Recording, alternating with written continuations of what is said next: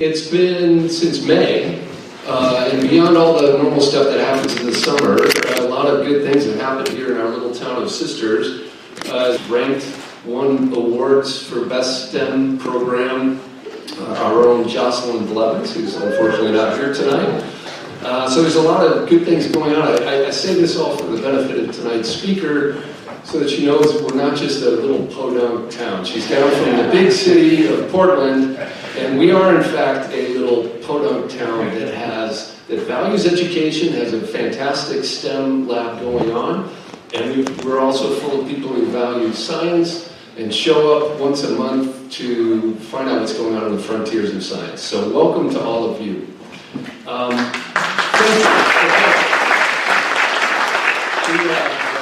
We do have a few other thank yous, I should say, as always, to our impresaria, Angeline, who invites us. We've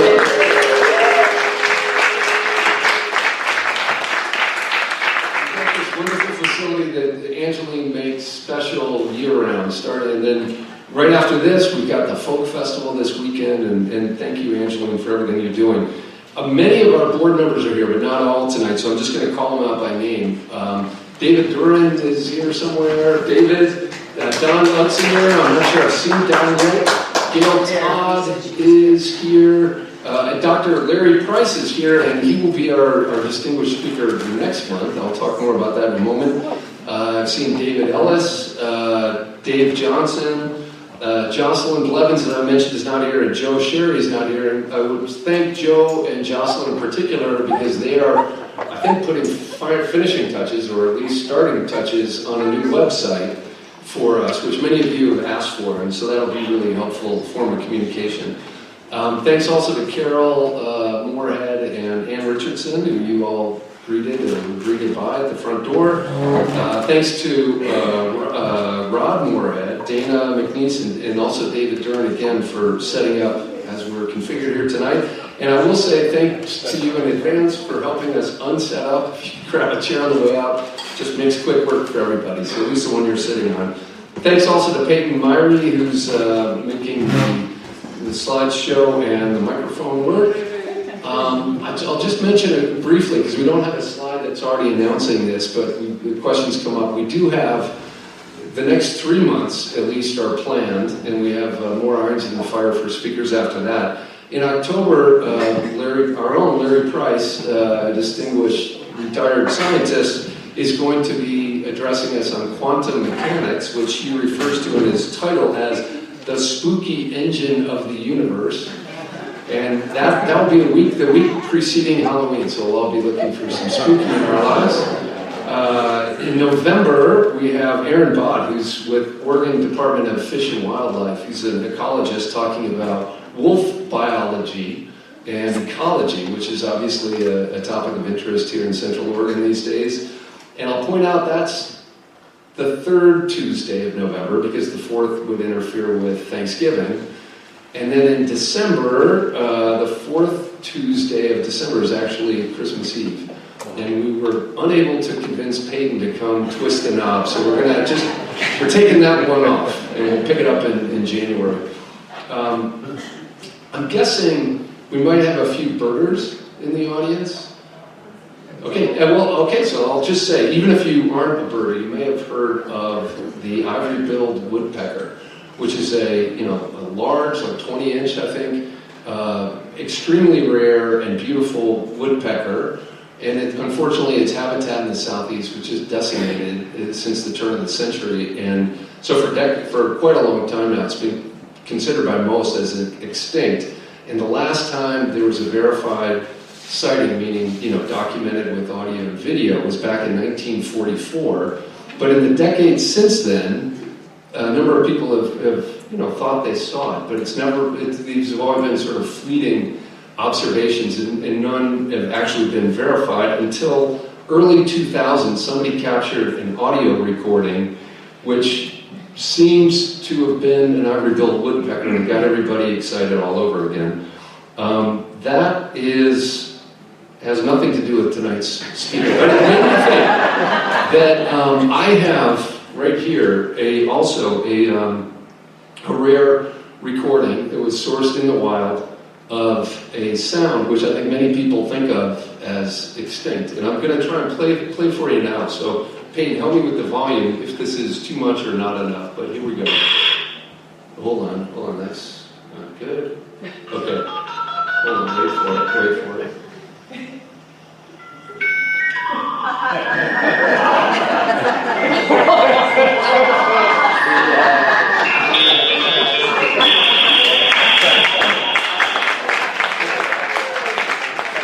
Obviously, we have some other, veterans and survivors of the 80s that recognize the dial-up modem later.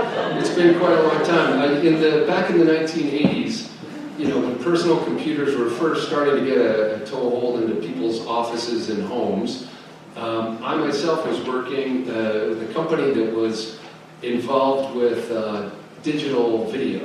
And I remember it was in 1986, my mother came to visit me in my office in Silicon Valley, where I had a brand new compact Desk Pro 386 PC featuring an Intel 8386, and I had an absolute state-of-the-art daisy wheel printer, if you remember those, and a dial-up modem. And so after a few minutes of trying to wow her with the power at my fingertips, there's sort of a pause, and she asked her first question, which was, how does the printer know how to print forwards and then backwards? Which, I think I could kind of take that one on, try to explain that it's not really thinking the way we think and didn't need to be trained. And then she hit her second question was, ask it what I'll be doing in 10 years. That was a little bit more of a stumper, but it made me think that, whereas the hardware sort of intrigued her, really the only part that was of interest to her was, how all this applied to her life. And then back, in 1986, just a brief, a little bit of math, sort of, the best dial-up modems could transfer a data payload at about 40,000 bits per second. And I was working in NTSC video, the standard television standards at the time, and I was working for a company that was trying to digitize that for digital recorders and digital special effects and such. And it took, in 1 second, it was 260 million bits per second. So in other words, even crummy, low resolution, low color depth, modest frame rate video was barfing out bits at about 6,500 times as fast as anybody could do anything with them. So it was still all very futuristic. And so, in fact, with the dial-up modem like I played, if you tried to take a half hour of television back then and download it, the only thing you had, which is a dial-up modem, it would have taken about 20 weeks for that half hour of commercial TV to actually make it anywhere. And of course, those of you that knew what that sound was know that that's a ridiculous calculation, because after 3 minutes it loses connection for some reason. But it was futuristic. In the 90s, personally, sorry for the aside, but I moved to Apple Computer, and I was in charge of responsible for the display and image capture and peripherals business units. So we were supposed to be, figuring out what the future would hold for audio and video and display and communications things. And, at that point, Moore's Law was clearly making everything smaller and faster and cheaper and that sort of thing. And we certainly had and were aware of other, brilliant engineers that were figuring out how to compress the files to get the same quality with a lot fewer bits for audio and video, and how to squeeze more bits through a single wire and then ultimately through fiber. So, we were optimists about the future, or at least so we thought. Because back then, even, those of us who were involved pretty directly with it could not have, imagined really what we have in 2024. It would have, the idea that it would be possible to record and transfer the incredible quality of video and audio that we have on our computers and home theaters and other consumer devices these days, or that relatively low-cost, computers and image processing, purpose-built image processors would be able to not just transfer, but to synthesize images at the rate that, compute and synthesize images at the rate that we could view them and do interesting things with them, or that we'd be able to share any kind of data, let alone high-resolution video, via a ubiquitous, high-bandwidth, interconnected network from any arbitrary point on that node on that network to just about any other point to point. So you can send a video to your daughter in Europe or whatever. And certainly almost nobody back then would have seen a clear path towards doing those things, on a little device that looks like this and doesn't even have wires connected. It's just, when you think about it, it's really only now that we are here in 2024 that we have this, incredible technology that represents millions and millions of person hours of brilliant people working and developing all these technologies, that we get to ask, again, sort of that second question that my mother was interested in way back in 19. So which is basically, what can and will humans do with all this stuff? So it's with that thought in mind that I'm really proud and happy to get to introduce tonight's speaker. Dr. Donna Davis is going to help us, I think, explore that topics and related topics, going to explain some of the intriguing applications and things that we may not have thought about as some of these emerging technologies in computation and image processing, etc. Dr. Davis is the director, as the slide says, of the Immersive Media Communications Master's Program. I think you told me you were the founder of that program. And Oregon Reality Lab at University of Oregon School of Journalism and Communications up in Portland. Dr. Davis and her students study emerging social media and how immersive, augmented, and virtual reality can enable interactions in social virtual environments. Dr. Davis had agreed to come talk to us on these topics last February, but as you might recall, there was a snowstorm that we had to close the pass, and we had to cancel that one on short notice. So we're particularly glad that there's nothing much happening in this field, so you wouldn't have had to update your slides. We're really happy that you could come tonight. So please join me. Let's welcome Dr. Donna.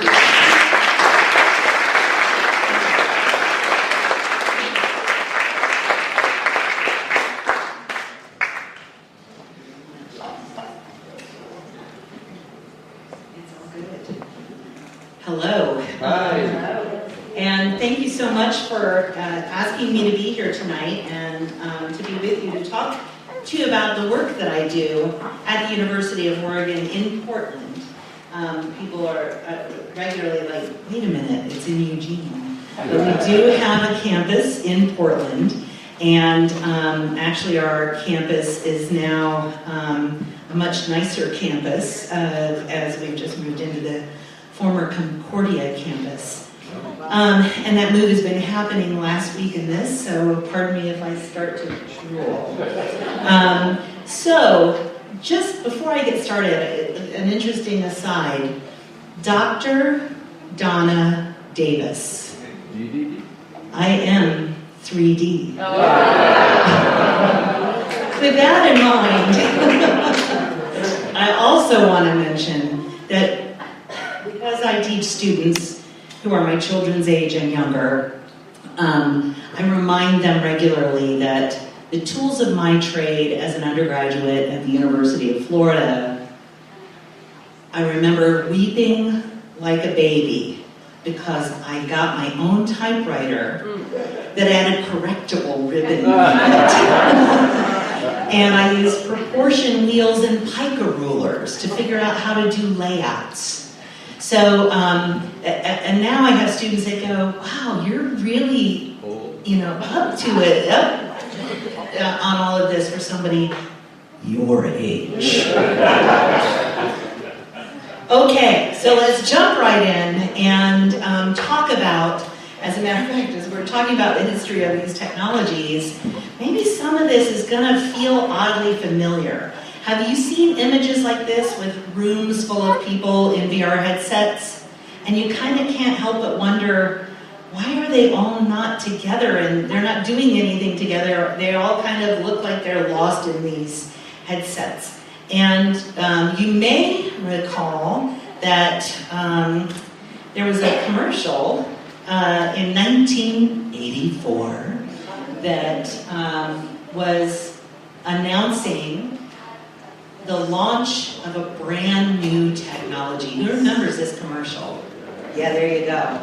And this was the big announcement that Apple was coming out with a Macintosh computer. And look at all these people who are the sheeple that are kind of drooling and the people that are just following whatever's being told. And of course, the Macintosh computer was going to liberate them and show them why 1984 wasn't like 1984. If only in 1984 they could have realized what we're going to look like in 2024. Woof.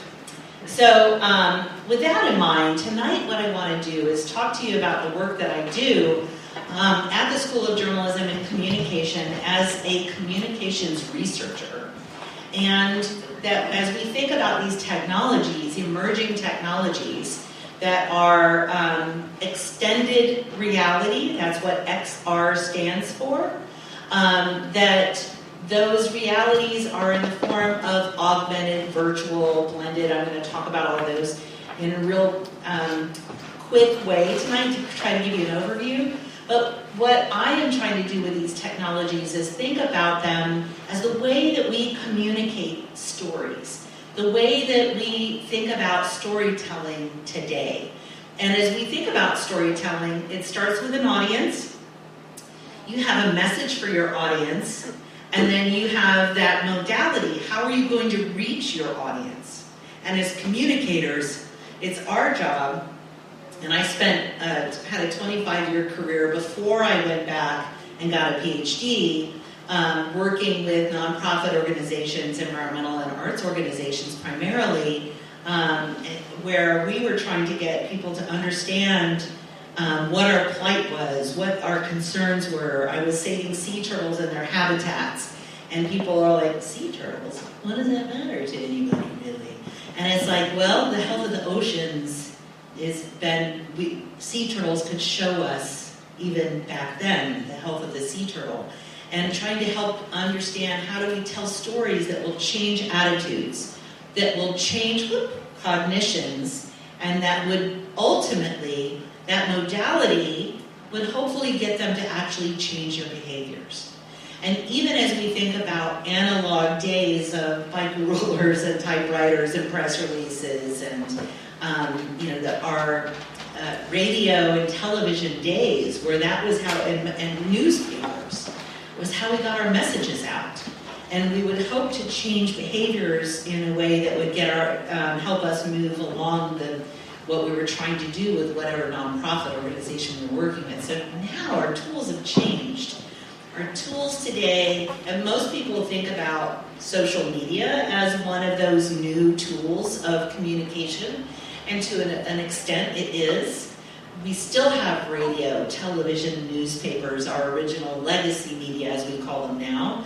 And now we think of Facebook as legacy media. Think about that. Twitter, now X, is a legacy medium.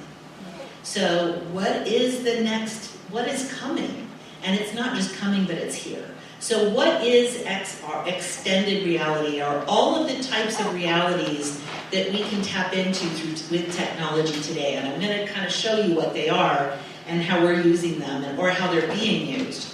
So VW is not a bug or a car. It's a virtual world. And my research has really been focused on these screen-based virtual worlds since 2008. So I have a 16-year-old avatar that has been studying avatar communities. That was my original dissertation research, and I've gone on to do NSF research and projects in that space, studying what it means to have a digital body. And I worked for 3 years with a disability community to say, what does it mean to have a body when it's digital and it can do things that your physical body cannot do? So as we think about the good and the bad and the very ugly of these technologies, I would like to challenge you to think about, don't throw the baby out with the bathwater. Let's look at the positive potential of these technologies. So I've been working in virtual worlds. AR is augmented reality. VR is virtual reality. MR is mixed reality. And when you multiply that by artificial intelligence, holy moly, hang on. So as we think about these technologies, you can see AR is in this circle, VR where you're in a headset, and MR, mixed reality, is a blend of virtual and augmented, and at the center of all of that is extended reality.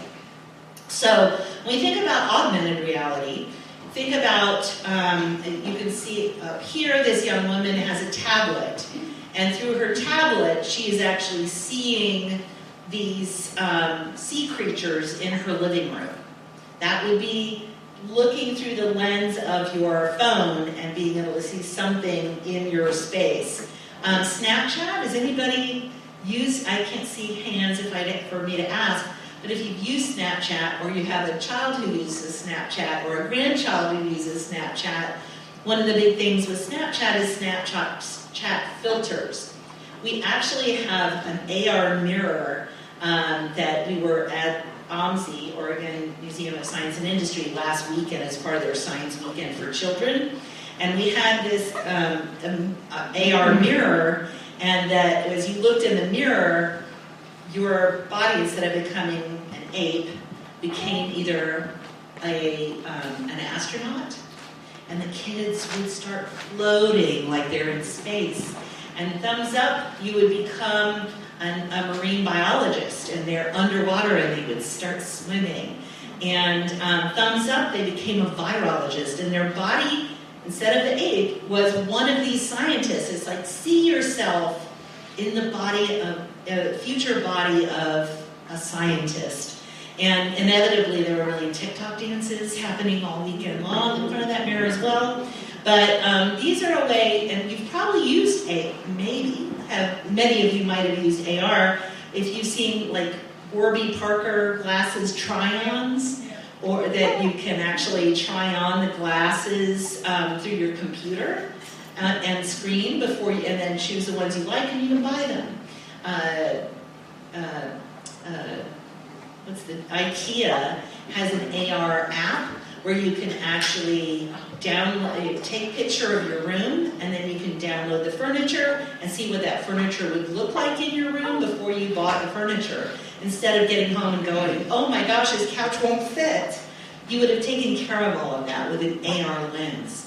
And Snapchat or Instagram is another one with filters where you can put a lunar module in your backyard. There's so many different things you can do, and if you think about it, anybody have an idea of an AR application that went crazy a few years ago that was very viral? I live in Gresham, where apparently there's a huge club of people that keep this very going, and I see them out on the street. Pokemon Go. That's augmented reality. You saw Pokemon on the street. You're out trying to find them and catch them. So these are ways that AR augmented reality has already been used. And it's super easy because all you need is a phone or a tablet and you're in. So mixed reality is a little more complicated. Mixed reality, I have here as an example of Meta's Oculus Quest Pro, where it has see-through, and actually I have a Quest 3 with me that's not charged, and it would take too long to get you up and running, but I'm going to say right now, and I know this is being recorded, so you'll have evidence in the future. If you want to plan a field trip to the Oregon Reality Lab in Portland, I'd be happy to put all of you in a headset and take you on an adventure. But these Meta headsets are pretty astonishing. This is a scientist looking at, the molecule and being able to, thinking in terms of, if I move it, what happens to it? So she sees her lab around her, but these images appear like they're in the lab with her.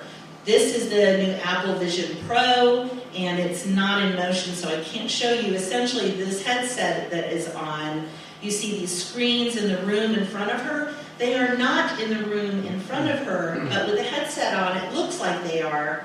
And with a simple click of the fingers, I can pick up something here and drag it over here, which is what she's doing with this screen to this screen. And it's really astonishing what people can do with these devices, because they're also connected with people on the other side, anywhere. It could be other side of the room or other side of the world. We took a trip up to the Microsoft Labs a couple of years ago, and we were able to see the new HoloLens, which is this headset up here. I moved it out of one of the main images because they've stopped selling the HoloLens, except to, I think, their military clients. But they showed us an example of, as an example, let's assume you have a piece of machinery that is very expensive and very not widely used. There might be 6 people in the world that know how to fix it when it breaks. So rather than having to fly them across the globe and you're in line with all the other people that have these machines, you could put on the HoloLens, look at the machine. The person on the other side of the world could put on their HoloLens and be looking at the same machine and reach out and touch it in the HoloLens, so the person that's with the machine can say, oh, it's that button, do this, do that, and they would collectively and in the same environment virtually be able to collaborate and fix things. And a lot of city design is starting to happen that way as well. It's really remarkable. And this was at the bottom. My colleague Danny Pimentel is doing a lot of environmental research and application of these technologies, especially around endangered sea turtles. And this was an example of an experience he created with SnapLens. These were the glasses that Snapchat created that would be a mixed reality experience instead of just an augmented reality experience that they currently have.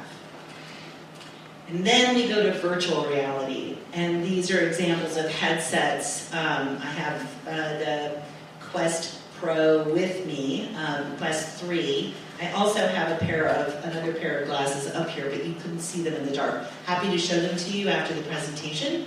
But when you put on a VR headset, and I'd love to have known before I started how many of you have actually experienced VR, but chances are you have, again, if not you, children, grandchildren that probably have been in these headsets or begged to be in these headsets, as we saw children dragging their parents into our fishbowl at OMSI on Saturday saying, I want to do VR, I want to do VR, I want to do VR. You put on a VR headset and you are in. You can't see the world around you like you can in a mixed reality headset. All you see is what is inside this headset. And there are also ears that fit over, so you also have an audio stimulus. And you can talk to other people in these virtual environments. You can go shopping in these virtual environments. But you are completely immersed in these spaces. And being the mischievous person that I can be, I put my husband in one of these headsets, and he found something that I guess there was something chasing him. And I didn't know that, because you can't see what they are seeing. It's in their headset. And I walked up behind him and tapped him. And he lifted probably 3 feet, screamed bloody murder, ripped that thing off of his face, and turned to me and said, don't you ever do that. I thought I was going to be calling 911 for one of us. And another time, I had a student in a headset, and she was visiting the Smithsonian's Burning Man exhibit in VR as it appeared when it was at the Smithsonian. It closed years ago, and ironically, while it was still the Smithsonian, the U.S. government in Washington went through one of their shutdowns, and they closed the Smithsonian. You couldn't go in the Smithsonian, but we could take you there in our headset. And they created the Burning Man exhibit. It's still out there. And another one that I love to take my students to is the NASA Apollo Museum. And it's astonishing what you can experience in these things as though you were walking through the museum. And the student that was in the museum was, it's time to go, Shelley, and she lifts up the headset and goes, whoa. Her brain had taken her there. It's that immersive. She forgot she was standing in a classroom in White Stag Building. So it's incredibly powerful right now. And these are two examples of really primitive-looking Rec Room and VR Chat, which are social virtual reality worlds. And it's really interesting. They look like they're floating in space because, as they're finding at Meta, it's really difficult to create legs. So you kind of have to go through that willing suspension of disbelief and cross the uncanny valley and pretend they've got legs. And many people are very okay with that. So, but it's still pretty awkward. They're working really hard on improving that. So virtual worlds are really, you think about game platforms, and if you understand gaming at all, last year there was a report that came out that said more people are in games today, screen-based games, than television, movies, and there was another big one combined.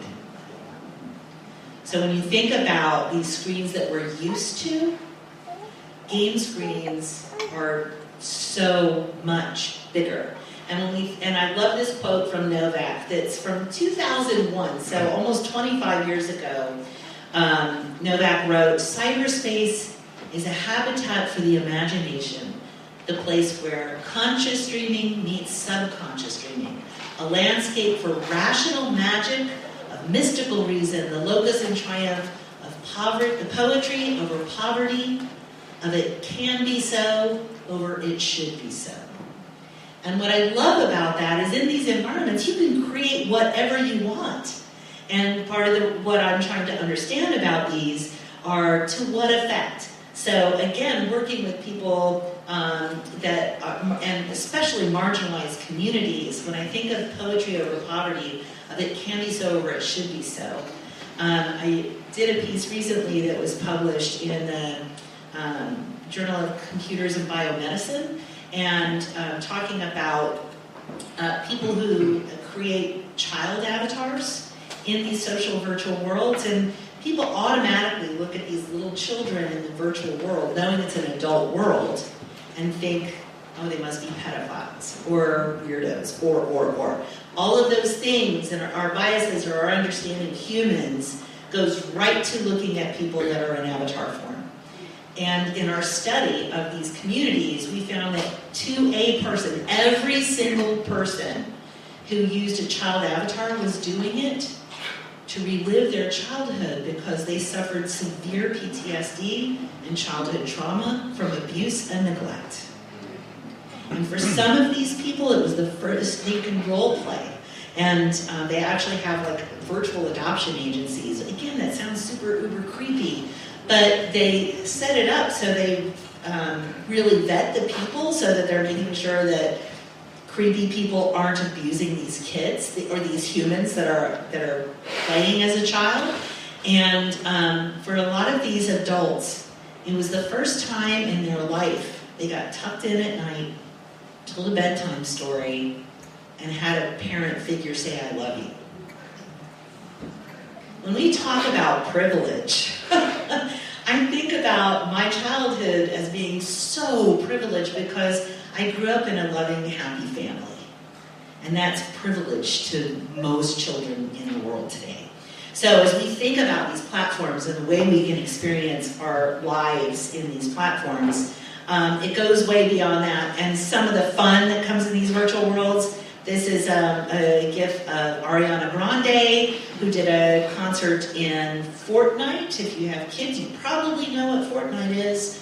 Up here is a platform called Verbella that hosts business meetings, global business meetings, and people show up and have these global business meetings in these auditoriums that are pretty astonishing.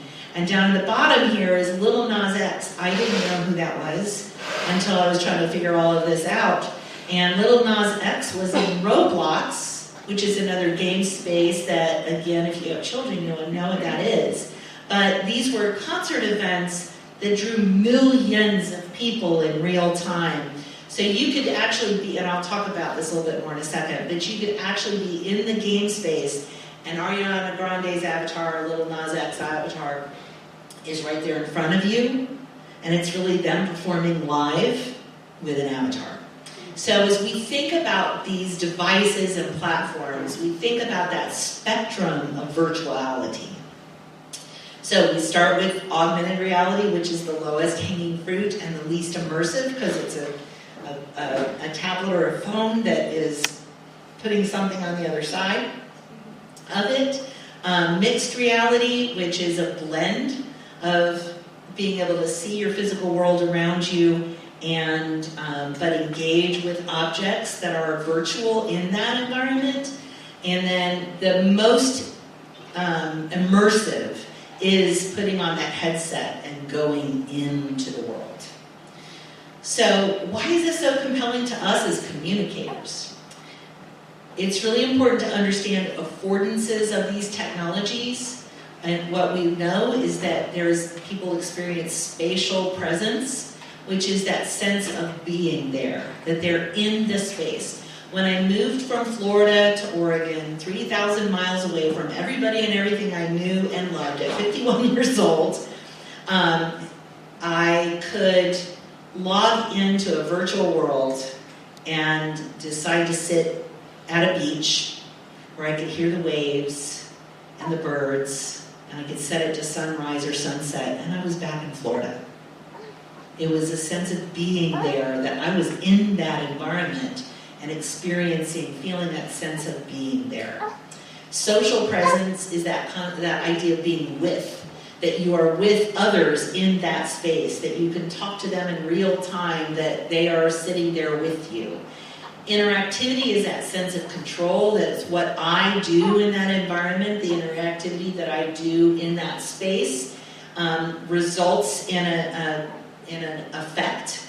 And then embodiment is that sense of body transfer, that illusory body transfer, and that sense of embodiment, whether it's your body or another's body. My colleague Danny, who I'll show another piece of his work in a little bit, did what he called Project Shell. And he created, he wanted to, again, take people into the ocean and experience what it meant to be an endangered sea turtle. And he even had used a massage chairs like you see at the airport. So when he put people in the headset, they were sitting in this massage chair, and when they lifted up the hand controllers, their hands were flippers of the sea turtle. And they realized they were the turtle. So they swam through the ocean and experienced the challenges that the ocean is facing and that the sea turtles are facing.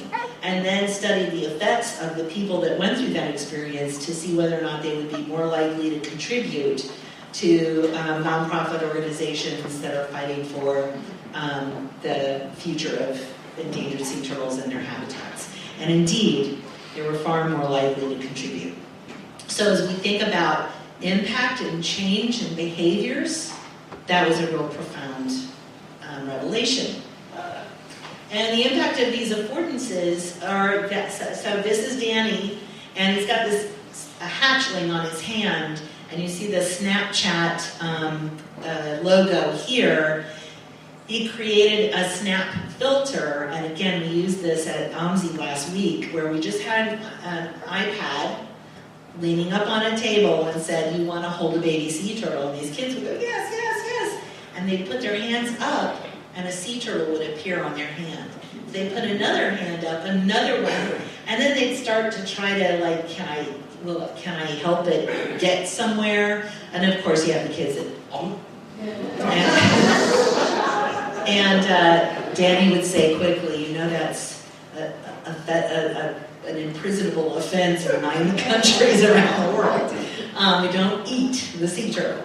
But what a great lesson, and what a great way to show them. And they would knock each other out of the way. I want to hold one, I want to hold one. To them, they were holding a baby sea turtle. It was just really interesting. So the impact of these affordances are that humans actually respond to virtual people, places, and things as though they were real. Virtual embodiment, one's virtual body can alter the perception of self and others, which we found with our multiple studies, again, of marginalized populations in virtual worlds. And one of the things, as another example, we had a wheelchair-bound dwarf in the UK in our study. When you create an account, it's the avatar that you get at the beginning is a template that is always tall, thin, young, and used to be almost entirely Caucasian. So that was and Western ideals of beauty, right? They are now much better at a spectrum of skin tones, but they're still young, thin, and beautiful. And so when people start talking about diversity, and you see all of these beautiful different skin tones in an ad, I'm like, that's not diversity. That's one form of diversity. How do we think about people in all of our realities and all of our diversity? So, and it's really easy for me to say that with the color of my hair and the size of my waistline. So think about diversity as age and shape and not just race, not just, even our lived experiences and our cultures are diversity. This wheelchair-bound dwarf in the UK created her account, the tall, thin, pretty young woman, and she didn't feel right because she'd never been a tall person. She's a dwarf.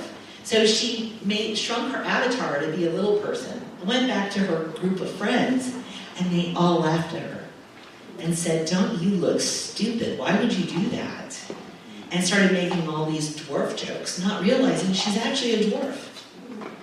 So she created a tiny alligator avatar and learned how to make clothes and accessories for Daisy the Gator. And she is totally in character when she is Daisy the Gator. She went back to her friends and they went, "Oh my gosh, aren't you adorable?" So these are humans that would who think it's fine to be a little gator, but not a little person. So again, as we think about the way we see people, it's really important to understand our perception of others. And being in these environments can profoundly make a difference. Also influence pro-social attitudes and giving behavior, as I mentioned with the sea turtles. And the interactions with virtual beings, even in AR, affect us psychologically and emotionally, just as they do as we think about them in comparison to real world or physical world equivalents. So as we think about these social virtual worlds, in game spaces even, because I had somebody say, "Well, why do you have to wear a screen on your face?" You don't. We can also think about these environments as computer screens. It can be a computer screen, a glasses screen, a headset screen, lots of layers and types of screens. But let's think about them as communication technologies in what we think of as game environments. As an example, I mentioned Ariana Grande. Her streaming increased from about 42,000 streams to 93,000 streams. If you're in the marketing world, that's a lot. That's a nice jump. You want to see that those kinds of numbers you don't get in typical just changing or tweaking a marketing strategy. Travis Scott also performed in Fortnite, 12.3 million viewers in real time. You have to think in Super Bowl numbers to think about those kinds of numbers in any other medium. And then, as a result of that, he was also on the cover of Adweek. If I'm in the advertising and marketing business, I'm going, how do I get in that world and do this? Of course, we've also seen Snoop Dogg. You could do New Year's party with Snoop Dogg in the metaverse. And you had to buy an NFT ticket to get in. But how many people think they spent New Year's Eve with Snoop Dogg at his mansion in the metaverse? And if any of you are Voice fans, he's now a Voice judge. And the first episode last night, yes, I'm guilty. He said, I am not just a music icon, I am a business icon. And the business icon has been looking at these kinds of technologies to engage his audiences in different ways. This is another one that blew my mind. It continues to blow my mind. Gucci actually sold an NFT, which is a non-fungible token, which is basically, it's a digital file that cannot be cracked, opened, shared. It's only yours and yours alone. They sold a Gucci purse in Roblox for over 4,000 US real dollars. At what point did anybody, when I just say that, had that moment of, well, this is the emperor's new clothes, right? Yeah. So it's not even real, but if you think about this, how many people of incredible wealth have bought art objects that are in a safe somewhere? Nobody sees it. How real is it if it's locked away somewhere? So it just makes us rethink what is reality. Social virtual worlds in these game environments, also Accenture, which is a gigantic company, is now using social virtual worlds for what they call the nth floor, which they took their headquarters in San Francisco and created what is called a digital twin in the virtual world. So now, instead of flying people from all around the country to San Francisco to onboard new employees, they take them to the nth floor. And they're onboarding them in virtual environment, in this virtual world that looks just like their physical office, with the cohort of new people who meet each other in these avatar forms, but with really huge success. And then when people do make the trip to San Francisco, they go, oh my gosh, I've been here before. It's really stunning. So, and as we think of social virtual worlds, I want to say it's also so much more. One of the other things, studies that I spent 8 years working with the Parkinson's community in a social virtual world called Second Life. And usually I used to talk about Second Life. I'd be internationally speaking anywhere about Second Life, and people would either say, isn't that dead? Or they watched an Office episode with the nerdiest guy from The Office who was really into Second Life. So the idea of Second Life was that only really creepy, weird people are in there, and there would be a joke about it. But what I found was this community of people with Parkinson's who had found Second Life. And this is a picture of the avatar of Fran, who founded a Parkinson's support group in this virtual world. She was 84 years old. She found the virtual world because her son was in it. And her son, she lived in one corner of the country, her son was in another corner of the country, and her daughter was in another corner of the country. Boy, do I relate to that story right now. But her son said, Mom, I found this thing, it's really fun, and we can hang out at night together. So he showed his mom and his sister, he helped them create accounts, and one of the things that Fran loved more than anything was to log in, put on a ball gown, and her son would teleport her to a ballroom and take her ballroom dancing. Something she could not do in the physical world anymore. And when Fran turned 90, 6 of us from all around the United States and Canada flew to Southern California to celebrate her 90th birthday with her, having met for 6 years every Thursday morning at 10 o'clock. And as we sat in the living room of her daughter, we looked around and it was like, it was the same circle. We were sitting in the same seats. And without even asking, you knew exactly who was who. Because we'd been together so long, and our avatar and our human, it was irrelevant what body we were in. We knew each other that well. and we celebrated her birthday with her in Southern California. So as we think about these technologies as social capital, my goodness, Fran was the perfect example of how to do it right. So I'm going to really sort of fly through now with that, oh my gosh, not AI, but the AI is going to absolutely, it exaggerates the effects of these technologies. So as we think about AI as a content creator, think about all these technologies I've been talking about as content. So, and I don't know if any of you have started to use or thought about using ChatGPT, and now Google has its equivalent called Gemini. If you're using AI as a content creator, I can't help but tell the story. I asked it, who is Donna Z. Davis, PhD? Now, if I asked it, who is Donna Davis, it'd say, I need more information, because there's about a gazillion Donna Davises. You throw a Z in, it brings it way down, and you throw a PhD in, and it's like, there I am. And it scans the internet to find data. And in about 4 seconds, it gave me these 3 paragraphs that are really pretty impressive. It obviously found my bio on the journalism website. And then it said I'm a pioneer in the field of virtual worlds research, and that I co-authored a book, Building Virtual Communities, Learning and Change in Cyberspace. What a great title. I should probably write it. And then I love that, if you can see it from where you're sitting, the last paragraph starts with, sadly, I passed away in 2017.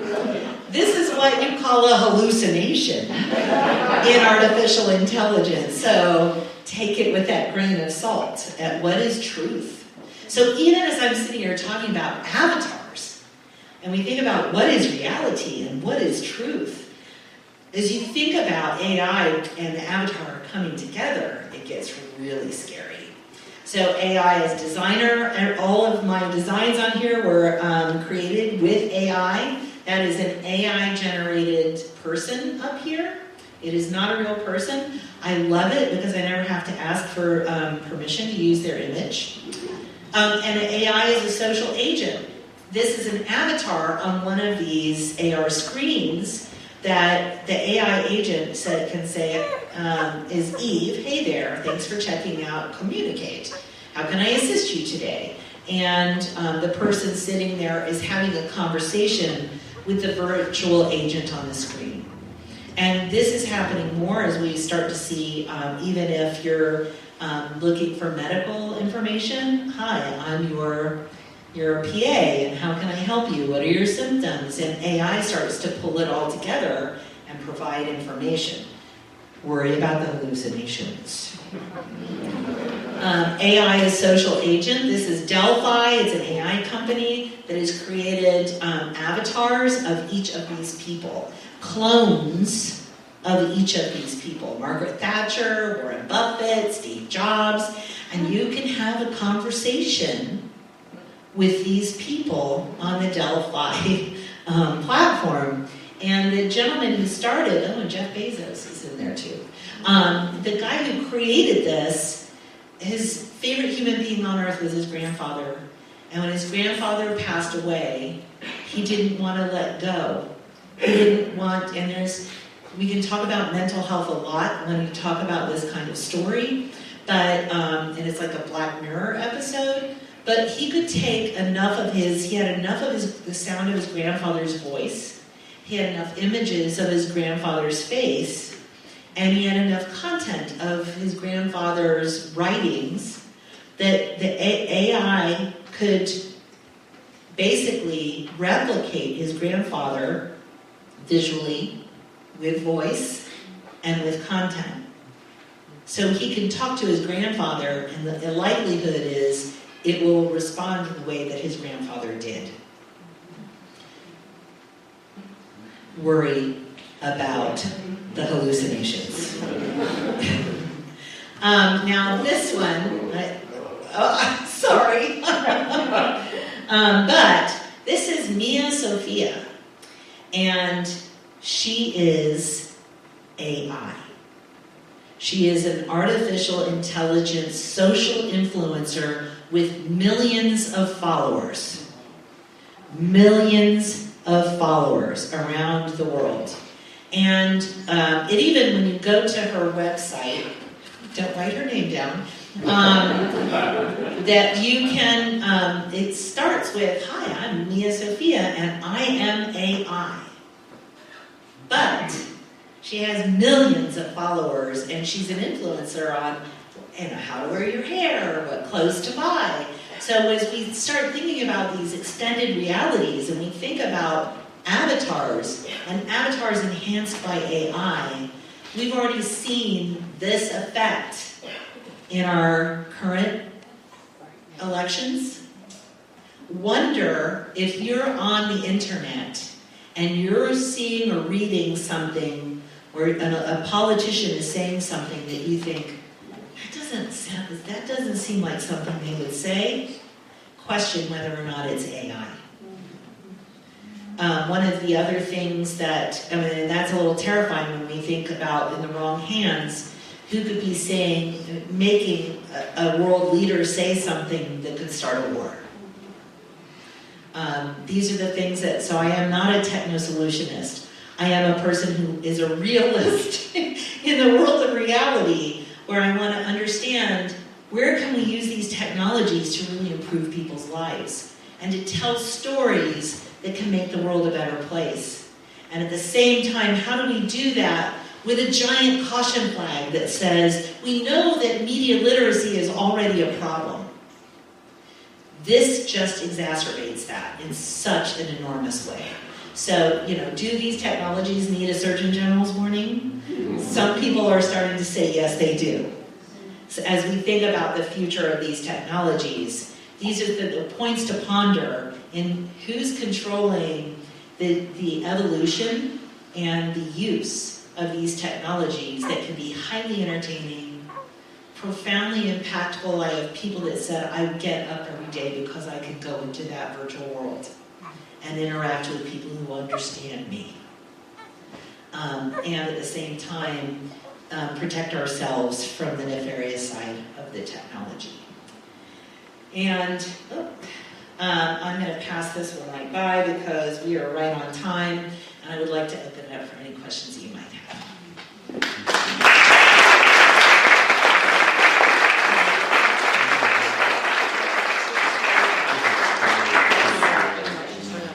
So, Dr. Davis, first, I'm sorry to hear about your passing in 2017.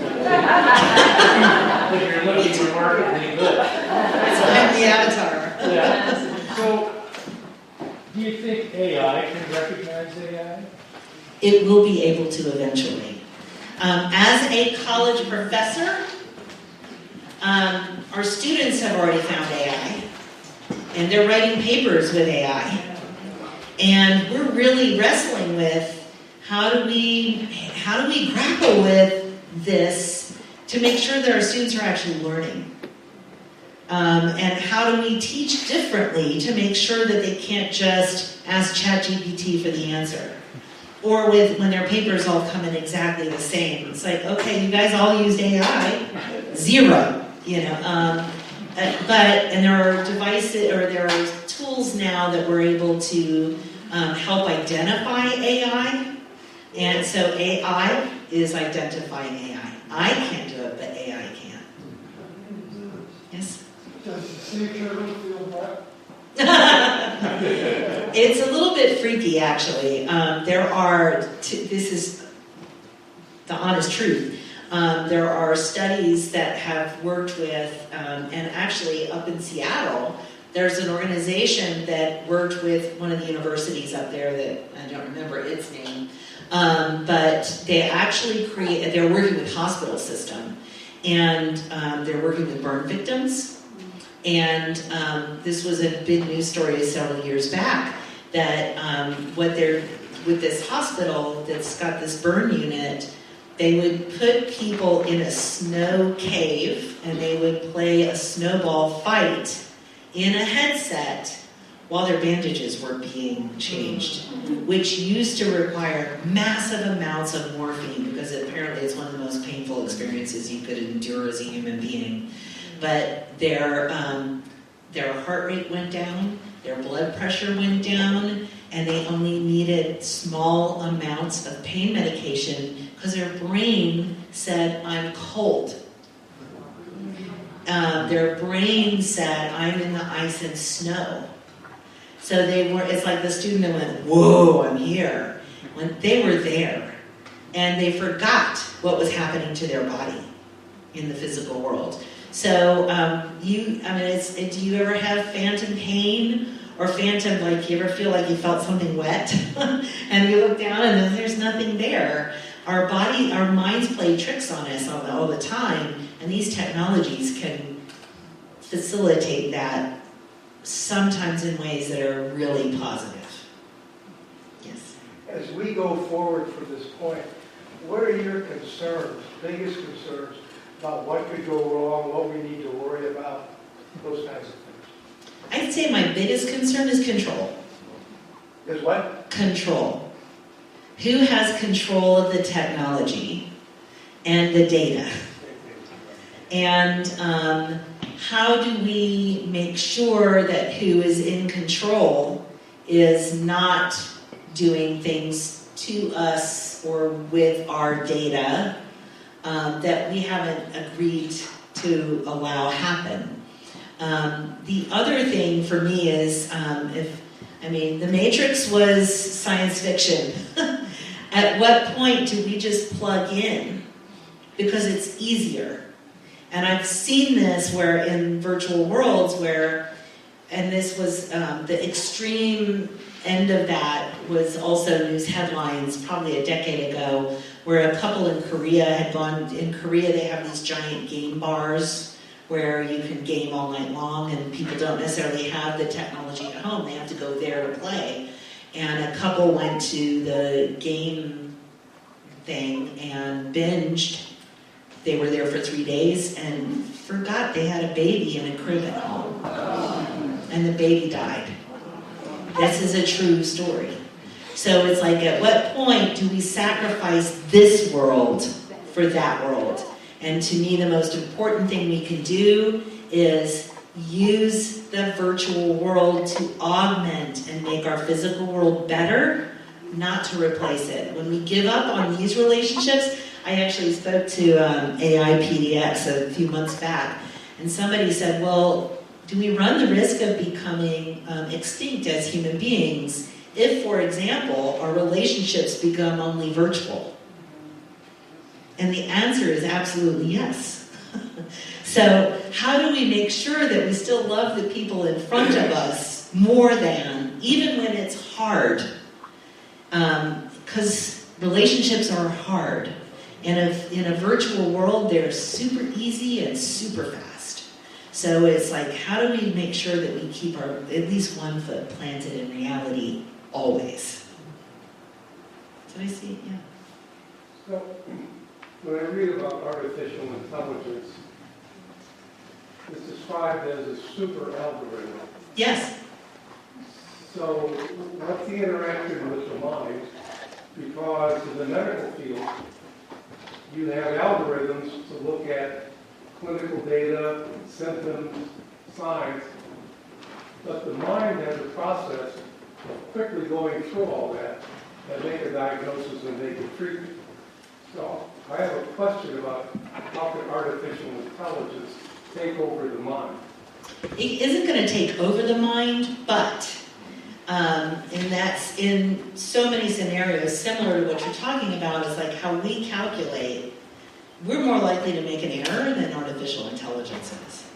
Some people ask all the time, are worried about AI driving, self-driving cars. And people say, yeah, but look, they crash and kill people. It's not the AI, it's the human error in a self-driving car that's caused those accidents to happen. If you think about being on I-5 during drive time, if all of those cars were self-driving cars that knew exactly where they were in that moment and what the speed limit was and what the distance between them and the other objects around them. I was wondering if the terminology ought to be advanced algorithms to replace artificial intelligence. That's a great point. When you say artificial intelligence, that takes a portion of your mind, that takes all the facts and all the data And the mind has a way of synthesizing that a computer cannot do. So I think it's a terminology that, I'm a little bit taken up by AI as like a big deal. I think artificial intelligence is a super advanced algorithm. That is very true.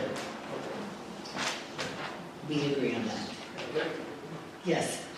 Is there a group of people or a set of behaviors, etc., for whom this is particularly hazardous? AI or these technologies? AI? Yes. People who don't have the capacity to discern I'm trying to use my words very carefully, but there are more vulnerable people, as we see on social media, who are more prone to believe social media than people who will go, wait a minute. And I am married to a Scotsman, born and raised in Scotland, and we are on opposite ends of the political spectrum. And he's retired, and I'll come home and he'll go, you won't believe what blah blah blah blah blah. And sometimes it's so preposterous, and I'm like, what's the source? And he'll well, from the Daily Mail. It's like, no. What's their source? And getting people to stop and think and question. Let's take it a next layer. Where did they get their information? And where, get to the original source so that and then even original source can be interpreted and interpreted differently based on our own personal bias. So it's people that don't recognize bias, especially in themselves, and people that don't know how to think critically and deeply. They're the ones that I think are the most at risk. I think this audience is capable of thinking critically, correct? So let's say thank you.